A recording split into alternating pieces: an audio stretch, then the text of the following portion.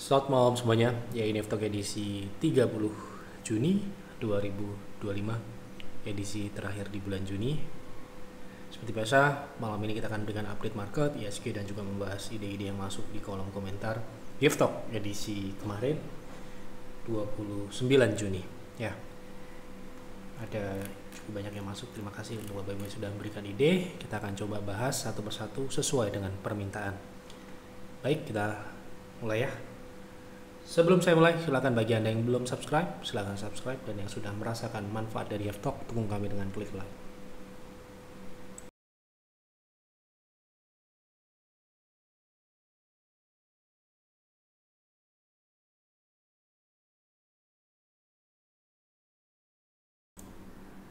Oke, kita mulai dari ISG dulu ya.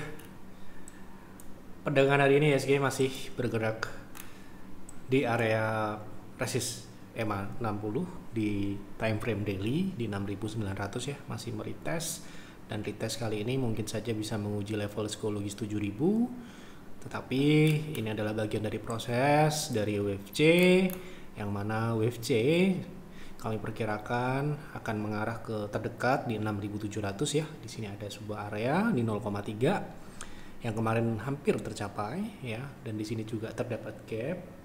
Kemudian di bawah-bawah sini juga terdapat gap-gap terbuka, misalkan di 6.600, kemudian di 6.500, tetapi kami mengambil area untuk bulan Juli, ISG masih akan berpotensi melanjutkan wave C setidaknya di area 6.500 sampai dengan 6.400-an. Jadi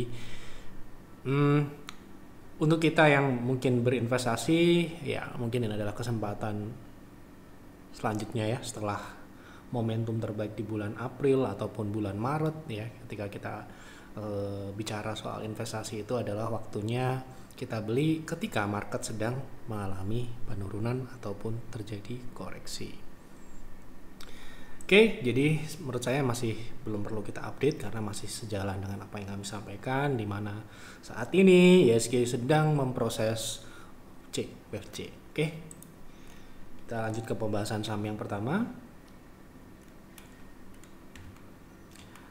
Malam Pak, terima kasih atas panduan tim PTR. Terbukti bulan ini kinerjanya top. Apa ini? Walaupun ISG minus. Wajar kalau orang harus antri dulu untuk join. Izin konsultasi, apakah BRI sudah saatnya masuk untuk swing? Makasih Pak Yev.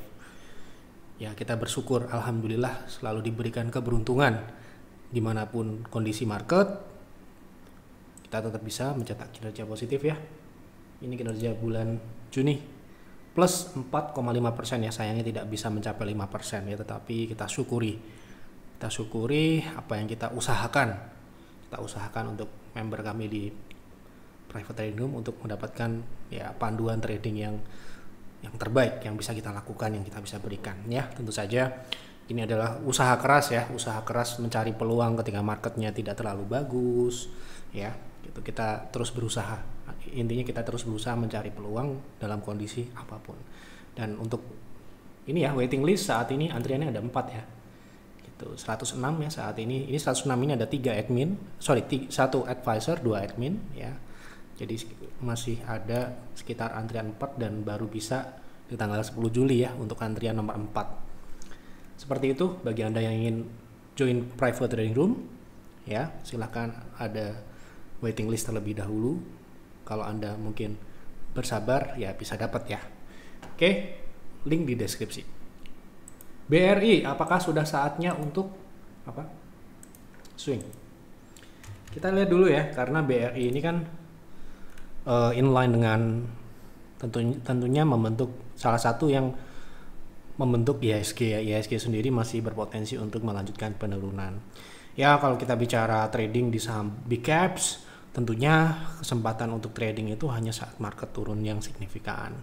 Nah, kalau kita bicara saat ini, BRI memang sudah, ya bisa dikatakan sebenarnya kita coba lihat secara support sudah terbentuk dengan baik sebenarnya di area 3.700 3.600 ya. Ini adalah area 0,6 dan 0,7. Mungkin kalau misalkan besok terjadi rebound kembali ke 3.800 Anda bisa masuk untuk swing trade dengan target ya, tentu saja targetnya sementara ini terbatas ya untuk BRI sendiri di 4.050 ya sampai dengan 4.200 cukup untuk swing trading dengan stop loss ketat di 3.650 di bawah 5%. Jadi masih menunggu breakout.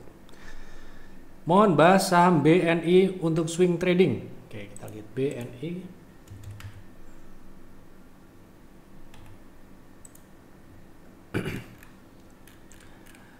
Secara teknikal BNI ini saat ini berada di middle area ya, ini konsolidasi turun.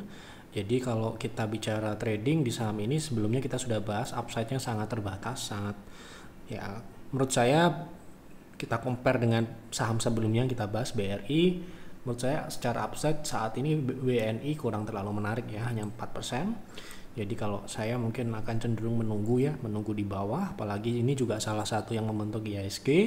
Jadi mungkin kita bisa tunggu di support selanjutnya misalkan di level psikologis 4.000 atau kalau bisa dapat di bawah lagi itu akan lebih baik lagi misalkan di 3.800-an. Gitu saat ini menurut saya untuk swing trading BNI kurang menarik secara ruang geraknya. Begitu.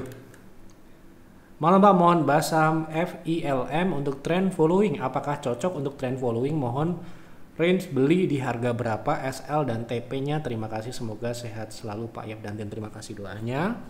Jadi untuk WIFI apakah menarik untuk trend following? Ya, jadi pernah kita bahas juga ya untuk saham ini. Secara karakteristik saham ini kurang cocok. Uptrend tetapi kurang cocok. Kenapa ini sangat agresif dan saat ini koreksinya koreksi konsolidasi menyempit dengan rentang yang cukup lebar sekali. Ya. Kalau kita lihat di sini secara weekly ya, karena time frame jangka menengah, secara weekly ya, ini ruang downside-nya terhadap trennya, risiko terhadap trennya sangat besar.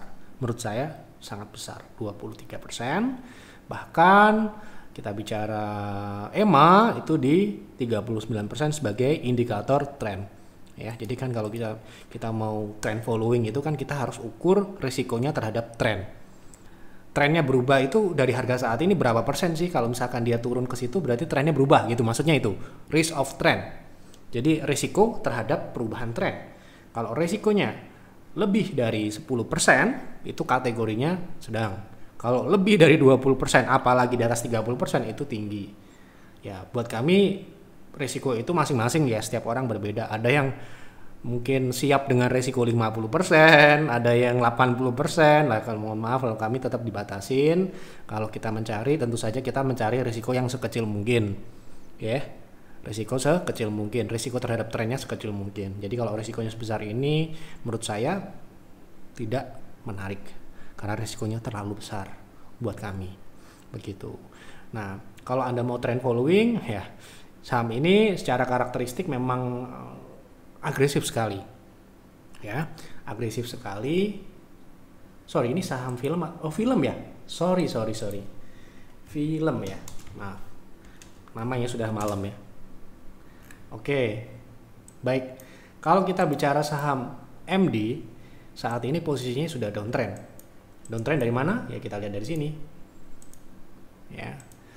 Pun ketika uptrend saham ini juga tidak cocok ya sayangnya seperti ini. Ya, ketika dia sangat agresif seperti itu, misalkan kita masuk di timing yang tepat. Ya, katakanlah ini ya membentuk high low, kita masuk ya, dia mulai crossing di atas EMA. Kita masuk di situ. Kenapa? Karena dia mulai uptrend lagi. Setelah kita beli, kemudian kita hold, ya naik signifikan ke 3.900. Ini ceritanya ya, kita flashback. Ya, tentu saja ini masih kita hold. Kenapa masih uptrend? Ya, gitu. Tetapi setelah dia naik signifikan, ya, kemudian dia turun kembali ke harga yang kita beli, harga beli kita. Ya, ini adalah salah satu contoh saham yang terlalu agresif untuk dibeli, trend following. Ya, secara trend following gitu. Jadi misalkan kita beli, memang kita tidak bisa mematok saham ini secara karakteristik harus moderat, karena ya ada kalanya sebuah saham itu bergerak di luar tidak normal. Ketidaknormalan itu bisa terjadi, tetapi secara kita lihat secara konsistensi dia cenderung ke agresif. super agresif. Nah, seperti ini kita lihat dari sisi agresivitas, meskipun di uptrend dia tidak cocok, dan hanya cocok untuk swing trading, menurut saya seperti itu. Dan ditambah saat ini selain karakteristiknya tidak cocok, ya, ini juga posisi saat ini sedang downtrend, ya. Kita bisa tarik tren turun, kita lihat dari EMA juga di bawah, harganya di bawah EMA, ya. Kita harus bilang saham ini secara karakteristik tidak sesuai, tidak cocok, dan secara tren pun juga ini ya tidak bisa, karena ini bukan saham yang sedang uptrend gitu, ya. Jadi saat ini belum untuk, ataupun mungkin lebih cocok untuk swing trading, ya, gitu. Beberapa kali kita swing trading di private trading room untuk saham film, ya. Oke. Maaf ya tadi salah saham, ya. Semoga dimaklumi. Sore Pak, PEHA supportnya di harga berapa, dan apakah PEHA lagi tren turun atau tidak Pak? Soalnya saya punya di 2524, rencananya mau tambah di harga yang bawah. Kalau kita bicara tren turun, ya, berarti ini mau tren following mungkin, ya. Pertanyaannya adalah supportnya di berapa? Oh, ini trennya turun jelas, ya. Tren turun, ya. Bukan saya yang bilang, kita lihat indikatornya turun, ya, moving average-nya turun. Ya, jadi kita nggak bisa bilang ini uptrend. Ya, sekarang ini, ya toh. Nah, kalau kita mau menambah posisi modal yang di atas ini, pertama Anda sudah, menurut saya ya, sekali lagi, saya tidak berhak menilai Anda salah dan benar. Anda bisa menilai diri Anda sendiri. Menurut saya kalau misalkan trend following itu sahamnya uptrend dulu. Kalau kita masuk saat dia downtrend, berarti kita trend following tapi mengikuti tren yang sedang turun, ya, artinya ya nyangkut gitu, ya. Tetapi ya, misalkan Anda modal di atas ini, misalkan saya di posisi ini, ya, saya akan mencoba mencari poin-poin tertentu kita bisa keluar. Tentunya dengan skenario yang belum uptrend. Kita belum berekspektasi saham ini uptrend dulu. Kita nggak mau berharap-harap. Ya, berharap-harap. Kita harus menunggu konfirmasi kalau benar-benar uptrend. Jadi kalau selama dia masih dalam tren turun, saya akan mencoba untuk mencari level terbaik untuk kita keluar dan memungkinkan di dalam tren turun. Misalkan di harga 356, 400, ini bisa kita keluar di sini karena ini konsolidasi dalam jangka pendek menengah. Ya. Jadi kita akan keluar di area ini. Ya. Secara teknikal memang belum uptrend, ya, sehingga kita harus keluar dan segera switch ke saham yang uptrend, gitu, ya. Jadi misalkan kita melakukan, ya, semoga tidak pernah terjadi, misalkan kita masuk di saham yang downtrend padahal strategi kita trend following, gitu, ya. Yang kita lakukan adalah segera menukar ke saham yang uptrend, gitu. Jadi jangan sampai ditambah semakin turun dan semakin turun. Ya, itu yang membuat kita nyangkut akut, ya, susah untuk kita perbaikin. Kenapa? Karena ya pertama kita memilih saham yang kondisinya salah, tidak uptrend. Kedua, kita melanjutkan apa yang sudah salah. Seharusnya merubah apa yang salah dan kita perbaikin, gitu, ya. Ini penilaian saya, tidak harus Anda pakai, monggo silahkan Anda telaah sendiri apa yang saya sampaikan ini. Jadi saya bukan hakim, saya bukan Tuhan yang bisa mengejudge Anda ini benar atau salah. Silahkan Anda nilai sendiri. Menurut saya ini downtrend dan tidak layak untuk ditambah. Nanti kalau uptrend itu beda cerita lagi. Sekarang ini kan belum. Kita bicara yang sudah terkonfirmasi atau belum. Ini kan belum, gitu, ya. Pandangan saya seperti itu. Baik, lanjut. Sore Pak, terima kasih atas jawaban minggu lalu terkait swing MBMA. Melanjuti pertanyaan tersebut, hari ini MBMA berhasil naik 466. Berapa target kenaikan selanjutnya sebelum Pak F menyarankan TP di area 428-476? Target selanjutnya, gitu, ya. Oke, kita lihat, ya. Kebetulan memang secara teknikal targetnya ini masih ada di 0,6, ya, di 540. Ini yang mungkin target best price untuk swing. Dan kita bicara swing ini bisa dilanjutkan, kenapa? Karena ini terbentuk higher low dan ini mencoba untuk uptrend minor, gitu, ya, seperti ini misalkan. Nah, uptrend minor ini bisa berlanjut sampai dengan di atas 480 sampai dengan 540 sebagai target swing best price-nya. Seperti itu. Selamat pagi Pak Yev, semoga sehat selalu. Terima kasih. Untuk trading di TLKM, berapa target harga untuk TP sekarang? Saya masuk di 2620. Terima kasih. TLKM berapa TP-nya untuk trading, ya? Oke, pertama saham ini kondisinya adalah konsolidasi ya. Jadi konsolidasi itu ditandai dengan pergerakan yang stabil di area yang hampir sama. Ya, jadi terakhir dia membentuk support di area yang hampir sama dengan support sebelumnya. Artinya dia konsolidasi, dan konsolidasi juga bisa dilihat dari moving average yang cenderung flat. Ya. Nah, jadi kalau kita trading di area konsolidasi, tentu saja TP-nya belinya di support, TP-nya di area tengah dan di area resist konsolidasi. Ya, biasanya kita ambil di area terdekat 0,5, 0,6 ini middle area ya. Untuk target selanjutnya di 2800 sampai dengan 2900 seperti itu. Untuk proteksi ya kan di 2700 gitu. Jadi cut profit ya. Oke. Malam Pak F, saya dapat DMAS di harga 136. Berapa TPSL-nya untuk trading? Makasih, sehat selalu Pak F dan tim, terima kasih doanya. DMAS Wara Delta trading tadi berapa? 136, sekarang 138. Berapa TP dan SL-nya? Oke. Kita lihat di sini posisinya juga cenderung ke konsolidasi di ruang yang cukup sempit ya. Jadi ekspektasi kita juga harus kita sesuaikan dengan kondisi yang seperti ini. Kita tidak boleh muluk-muluk ya menentukan TP. Jadi TP-nya 140 sampai dengan 141 ini area terdekat. TP terdekatnya kalau bisa lebih mungkin di 140, masih di 140-an. Untuk stop loss di 135 atau 134 seperti itu. Jadi kita harus tahu ya ketika kita mau trading di saham ini ya, kita harus hitung dulu, kita ukur dulu kira-kira ruang naiknya berapa persen sih, menarik atau tidak ditentukan oleh potensi kenaikan dan juga risiko secara teknikalnya itu. Jadi kalau misalkan sekiranya tidak menarik, sekiranya terlalu kecil untuk kita tradingkan, jadi tidak semua orang itu seperti PTR misalkan kalau merekomendasikan saham harus bisa naik di atas 10%. Ada orang yang hanya mencari misalkan 2%, 3%. Itu ada. Jadi kita nggak mau memukul rata semua orang itu harus cari yang 10% ke atas, enggak. Ya, ada di modal-modal tertentu terutama yang modalnya besar. Ya, di atas 100 M atau mungkin ya kelasnya udah puluhan M transaksinya gitu, transaksi hariannya, mungkin mereka hanya mencari 2 atau 3% itu sudah menurut mereka sudah cukup. Ada yang seperti itu. Ya, ada yang modalnya mungkin modal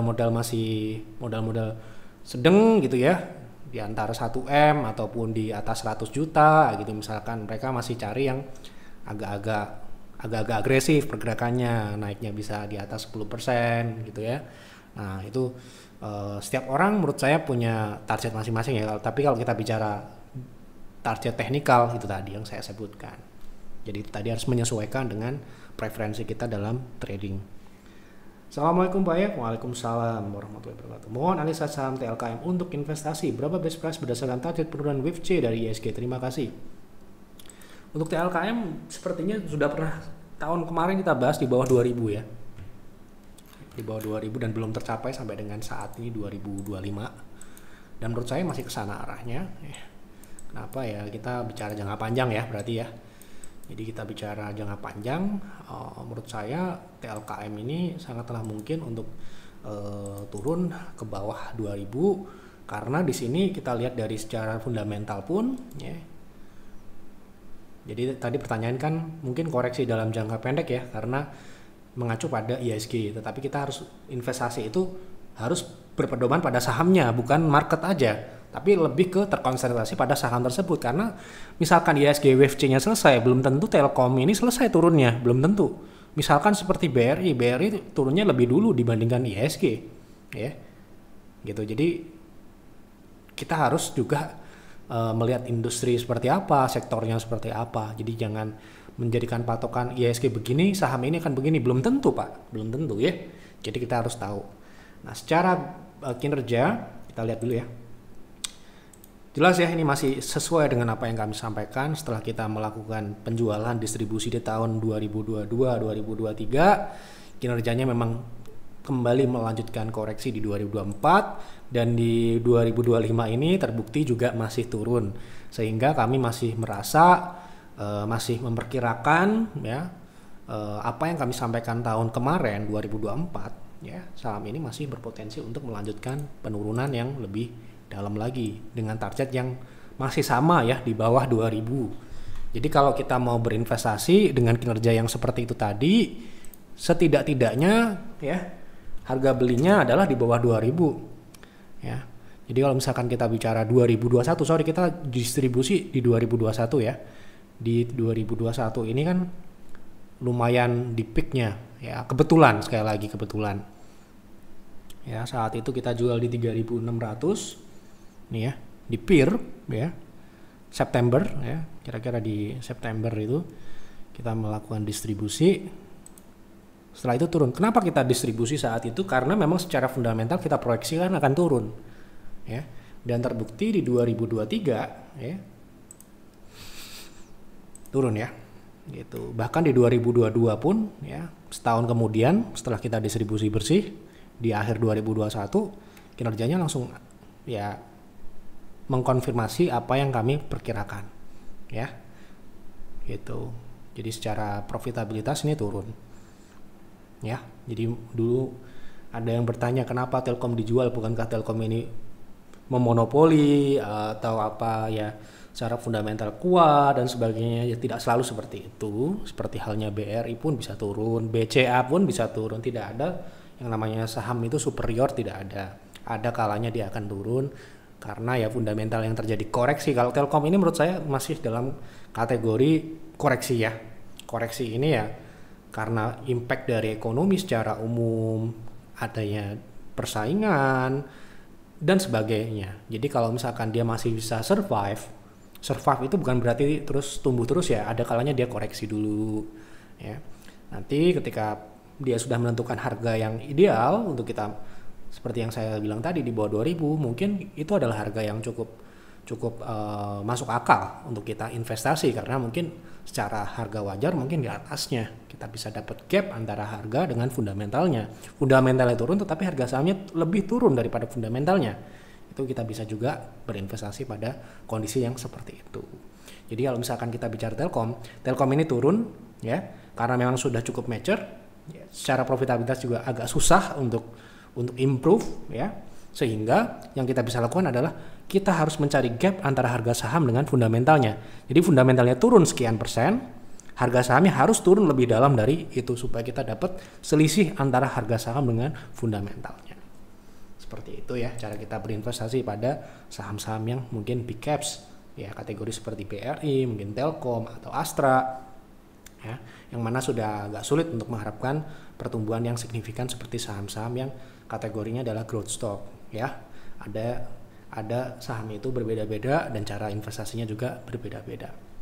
Oke, baik, sudah cukup ya saya sampaikan, sudah saya jawab apa yang ditanyakan di kolom komentar. Semoga tidak ada yang terlewat. Apabila ada yang terlewat, mohon maaf yang sebesar-besarnya. Silahkan tulis kembali kolom komentar. Silahkan dianalisa lagi apa yang saya sampaikan, jangan ditelan-mentah ya. Konsultasikan apabila Anda member dengan advisor. Selalu konsultasi dulu sebelum berinvestasi ataupun trading. Itu saja yang dapat saya sampaikan. Selamat malam dan selamat beristirahat.